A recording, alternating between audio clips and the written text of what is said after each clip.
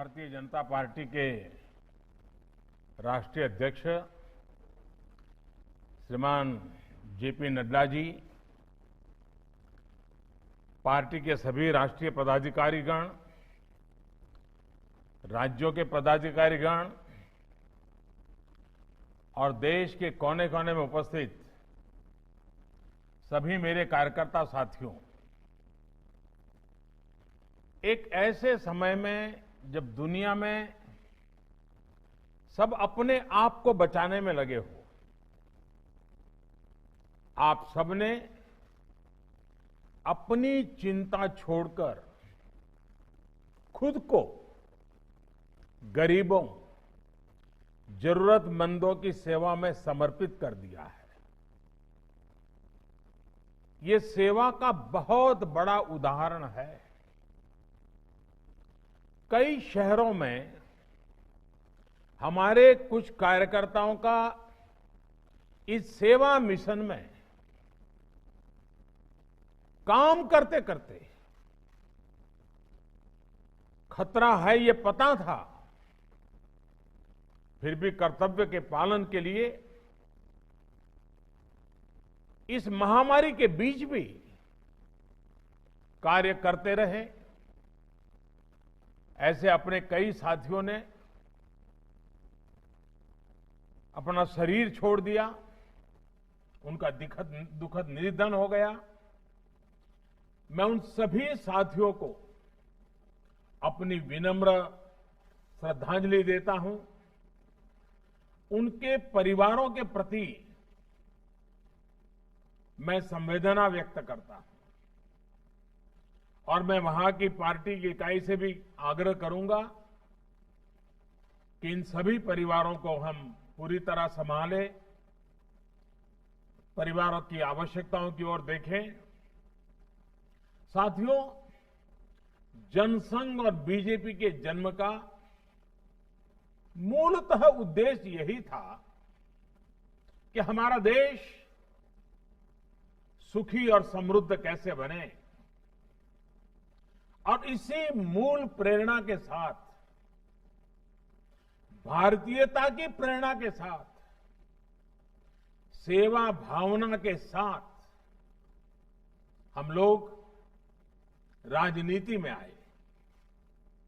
हम लोगों ने राजनीति में सत्ता को सेवा का माध्यम माना।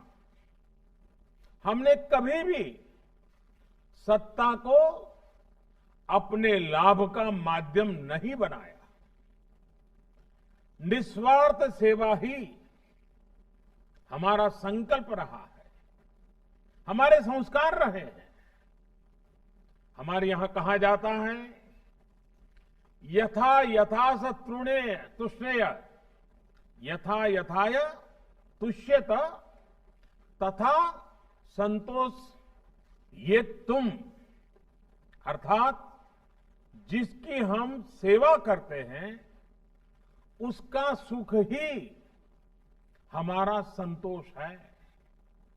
इसी भावना से गरीबों के प्रति, इसी समभाव और ममभाव से हमारे कार्यकर्ताओं ने इतने कठिन समय में सेवा ही संगठन का इतना बड़ा अभियान चलाया है। आज जो मैंने प्रेजेंटेशन देखा तो मुझे सच में बहुत अचरज हुआ। मुझे मालूम था कि कोरोना काल में आप निरंतर काम कर रहे हैं, लेकिन लॉकडाउन की मुश्किल परिस्थितियों में जब सब कुछ बंद था और ये बीमारी कभी भी हमारे गले पड़ सकती है, ऐसा भय का माहौल था, लेकिन आपने समर्पित भाव से लाखों करोड़ों लोगों का जीवन आसान करने के लिए जो भी कर सकते हैं किया है। आप उनका सहारा बने हैं, उनके साथी बने हैं। ये बहुत ही बड़ा काम है। किसी ने मास्क बनाकर लोगों में बांटे, किसी ने घर घर गरीबों को राशन पहुंचाया, तो किसी ने प्रवासी कामगारों का जिम्मा उठा लिया। कितने ही कार्यकर्ता ऐसे हैं जिन्होंने तो 2, 4, 10 गरीबों को एक तरह से अपने परिवार का ही सदस्य बना लिया। जिसकी जितनी क्षमता थी उसने उससे ज्यादा करने की कोशिश की। अब देखिए, राष्ट्रीय अध्यक्ष जी ने का उदाहरण, अपने घर से रोज 500 परिवारों के लिए खाना बनाना और पहुंचाना, और वो भी 3 महीने तक। ऊपर से नीचे तक यही हमारे संस्कार रहे हैं। और इतना सब करने के बाद भी छोटे मोटे तो लाखों कार्यकर्ताओं ने काम किया। कहां सबकी तस्वीर टीवी पे आई है, कहां सबका नाम अखबार में छपा है, कहां अपने गांव के बाहर कौन जानता है। फिर भी सेवा परमो धर्मः, निस्वार्थ भाव से काम करते रहना। साथियों, दुनिया की नजरों में आप कोरोना काल में काम कर रहे थे, ये सच्चाई होने के बावजूद भी मैं मेरे नजरिए से कहूं, अगर खुद को कसौटी पर कस रहे थे, ऐसा मैं कह सकता हूं, आप अपने आदर्शों और व्यवहारों के बीच अपने आप को तपा रहे थे। साथियों, एक आधा आफत आई तो आपने उस आफत को भी अवसर में बदल दिया। ये कोरोना हमेशा इस बात के लिए तो याद रहेगा कि भारतीय जनता पार्टी ने अपने आप को एक डिजिटल एडिशन के रूप में डेवलप कर दिया है। हर कार्यकर्ता डिजिटल एक्टिविटी करने के लिए माहिर होता जा रहा है। अवसर ये कि आप ज्यादा से ज्यादा लोगों की सेवा कर सकें, ज्यादा से ज्यादा लोगों की तकलीफ कम कर सकें, उन्हें इस मुसीबत से उबार सकें। जिस पार्टी के इतने सैकड़ों सांसद हो, हजारों एमएलए हो, फिर भी वो पार्टी, उसका प्रत्येक कार्यकर्ता सेवा को प्राथमिकता दे, सेवा को ही अपना गंतव्य और मंतव्य माने, जीवन मंत्र माने।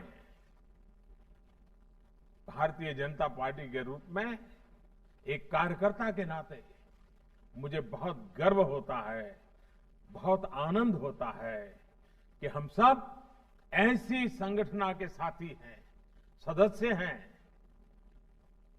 साथियों, ये विनम्रता, ये प्रेरणा हमें जनसंघ के जमाने से लेकर अब तक जो 4-4, 5-5 पीढ़ियों ने तप किया है, उस परंपरा से हमारे अंदर ये संस्कार संक्रमित हुए हैं। उनकी तपस्या से हमें ये सब मिला है।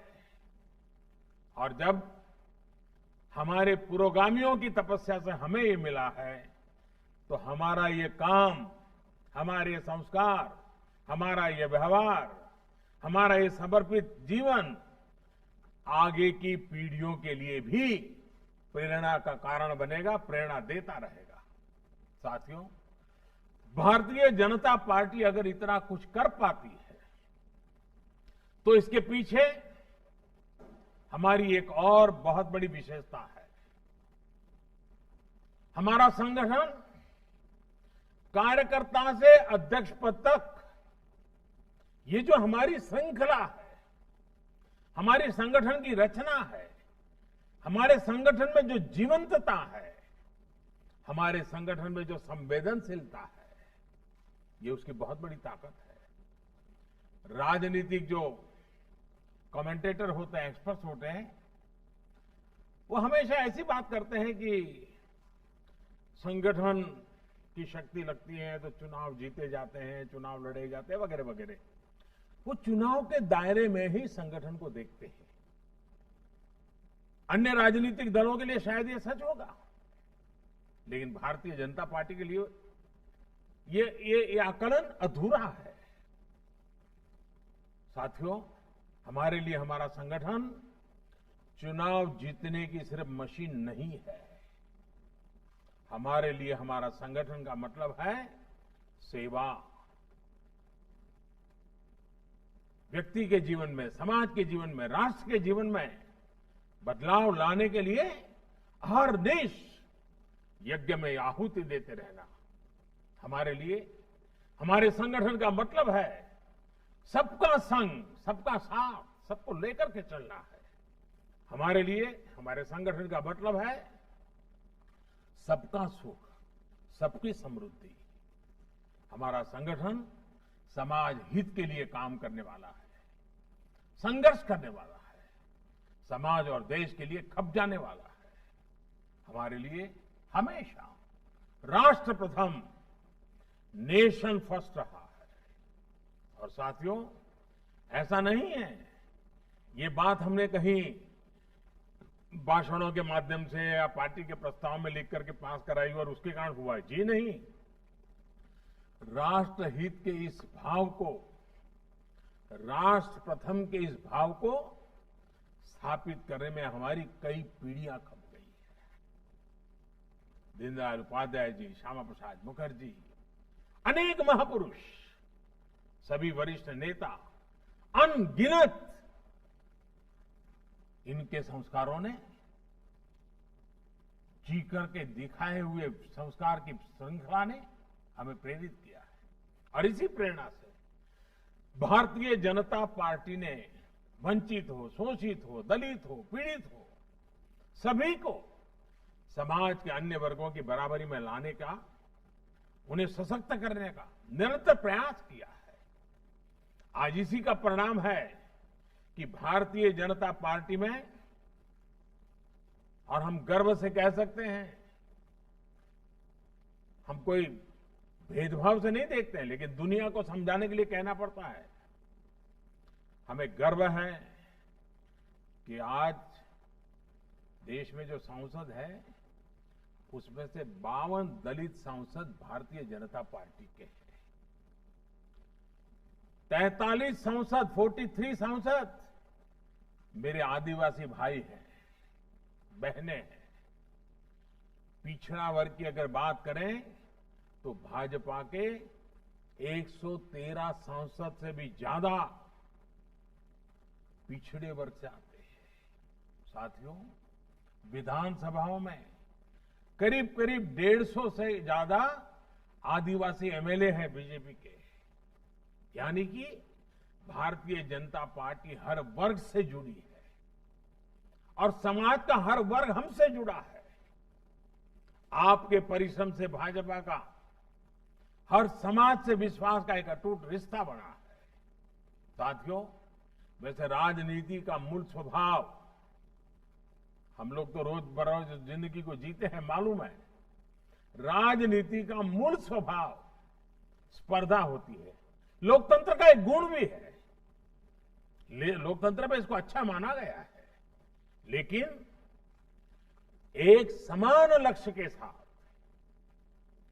समान भाव से सेवा का काम संगठन की शक्ति बन जाता है।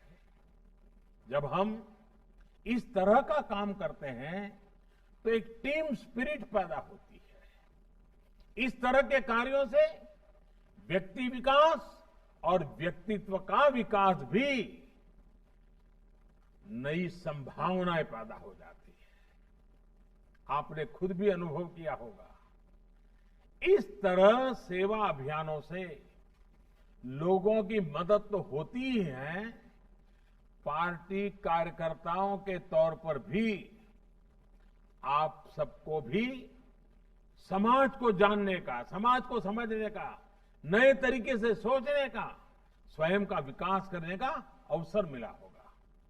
ऐसे अभियान हमारे कार्यकर्ताओं के लिए एक तरह से प्रशिक्षण का काम करते हैं। हम एक कमरे में बैठ करके भाषण सुन के, चर्चा करके, संवाद करके, प्रश्न उत्तर करके प्रशिक्षण करते हैं। ये एक प्रकार से प्रैक्टिकल एक्सपीरियंस से हमारा प्रशिक्षण था।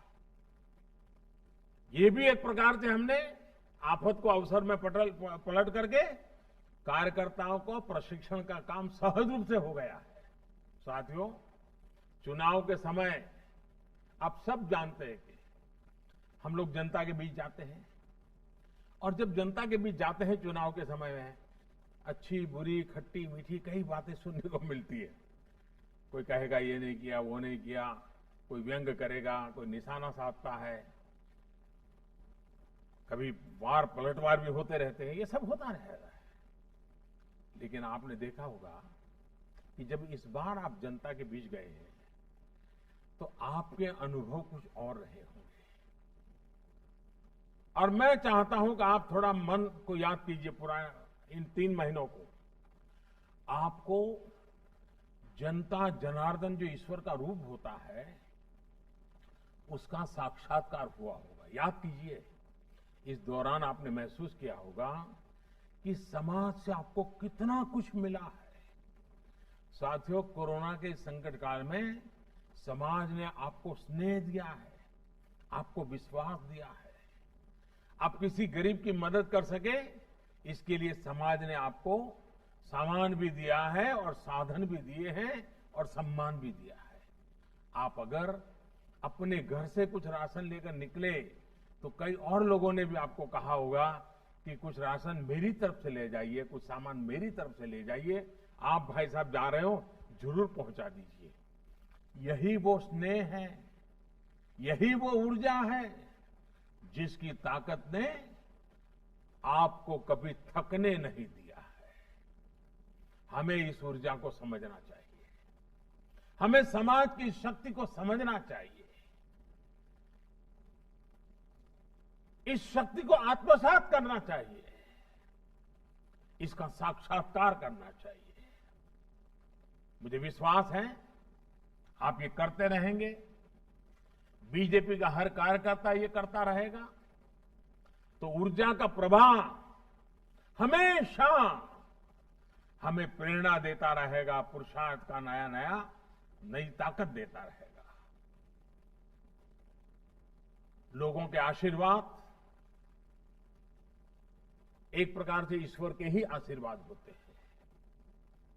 ये आशीर्वाद बहुत बड़ी ताकत होते हैं। साथियों, आपने ये भी अक्सर देखा होगा कि ज्यादातर समय लोग जब मिलते हैं, सामान्य दिवसों की मैं बात करता हूं, उसमें भी जब आप सत्ता में हो तो सामान्य तौर पर लोग क्या करते हैं, कोई कोई आपको मेमोरेंडम देंगे, मांग पत्र देंगे, और बहुत स्वाभाविक भी है। मतलब जरूरी नहीं कि लिखकर ही कोई मांग पत्र दे, लेकिन सार्वजनिक जीवन में आपको ऐसे लोग मिल जाएंगे जो मुंह जबानी भी आपको कुछ न कुछ बताते रहेंगे, ये होना चाहिए, वो होना चाहिए। कहीं कोई सड़क की मांग है तो कहीं कोई गड्ढा भरवाने की बात करेगा, तो कहीं कोई बिजली की बात करेगा। कई बार वो शिकायत के रूप में कहेगा, कई बार वो अपेक्षा के रूप में कहेंगे। ऐसे में कुछ नेता कार्यकर्ता सोचते हैं कि ये क्या है, जब देखो कोई न कोई काम, कोई न कोई मांग, कोई न कोई शिकायत। लेकिन साथियों, आप सभी सार्वजनिक जीवन में है, सेवा करने के लिए आए हैं, इसलिए हम सबको इसमें अंतर्निहित जो भाव है उसको समझना होगा। और ये कोरोना की लड़ाई में इसको समझने में हमें सुविधा मिली है कि यही समाज हम पे कितना भरोसा करता है, हम पे कितना स्नेह करता है, और संकट की घड़ी में हमारे साथ रह करके समाज की भलाई के लिए कैसे आगे आता है, इस शक्ति को हमने अनुभव किया है। इसमें अंतर्निहित भाव यही है कि आओ आप समाज की मदद करो। समाज ने आपको यह अवसर दिया है, हम सबको अवसर दिया है,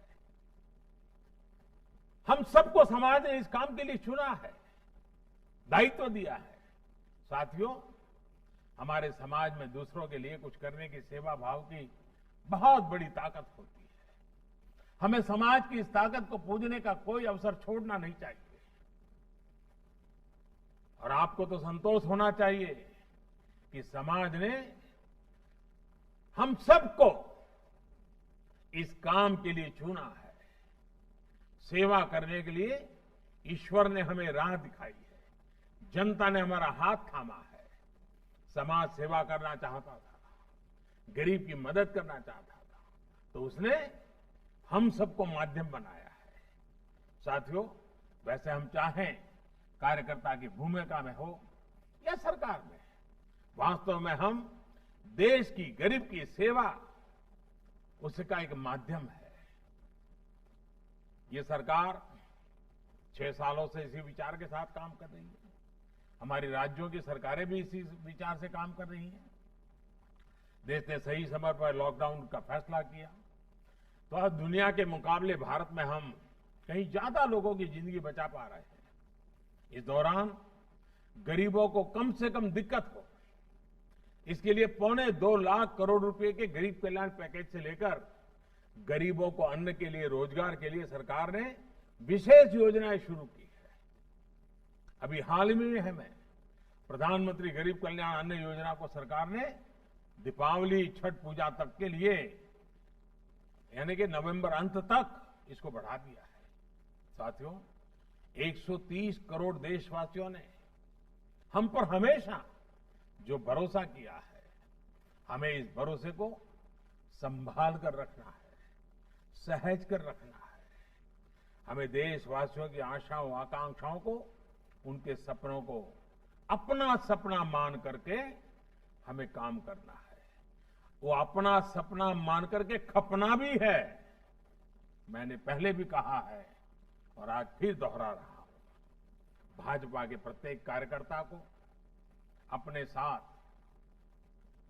मैंने ये इलाहाबाद में पार्टी की कार्य समिति में शायद कहा था, हमारे साथ 700, मैंने ये कहा था उस दिन, हमारे साथ 700, 7S, इसकी शक्ति लेकर आगे बढ़ना चाहिए। और आज जब मैं वृत्त देख रहा था तो मुझे सातों बातें बराबर आनंद आ रहा था। वाह, ये कैसा मेलजोल हो गया है। देखिए वो 7 बातें क्या कही थी मैंने जब हम लोग इलाहाबाद में वर्किंग कमेटी में मिले थे। तब मैंने कहा था, पहला सेवा भाव, दूसरा संतुलन, तीसरा संयम, चौथा समन्वय, पांचवा सकारात्मकता, छठा सद्भावना और 7वां संवाद। बीजेपी के हर कार्यकर्ता के आचरण और नीति में इन दिनों इस कोरोना की लड़ाई में भरपूर रूप से इसका प्रभाव दिखाई दिया है और हर भाजपा के कार्यकर्ता के लिए ये गर्व का विषय है। साथियों, कोरोना के इस काल में हमारा ये महायज्ञ, ये हमारा सेवा यज्ञ रुकना नहीं चाहिए और महामारी के खिलाफ हमारी लड़ाई भी कमजोर नहीं पड़नी चाहिए। अभी त्योहारों का सीजन शुरू हो रहा है, लेकिन कोरोना का खतरा अभी भी उतना ही है। इसके लिए खुद भी सावधानी बरतनी है और दूसरों को भी जागरूक करते रहना है। साथियों, आज आपके पास से जो कुछ भी सुनने को मिला, उसने मुझे भी एक नई ऊर्जा दी है, काम करने के संकल्प को और मजबूत किया है। मैं फिर एक बार आप सबको बहुत बहुत शुभकामनाएं देता हूं। मैं नड्डा जी को और पार्टी का भी अभिनंदन करता हूं कि मुझे, क्योंकि पहले तो प्रवास के कार्यक्रम होते थे, आप सबके दर्शन का मौका मिल जाता था, लेकिन इन दिनों कोरोना के कारण ये संभव नहीं होता है। आज आप सबको सुनने का मौका मिला, आपके दर्शन करने का अवसर मिला, मेरे लिए बहुत शुभ अवसर था ये। मैं फिर एक बार आपको बहुत बहुत शुभकामनाएं देता हूं। बहुत बहुत धन्यवाद।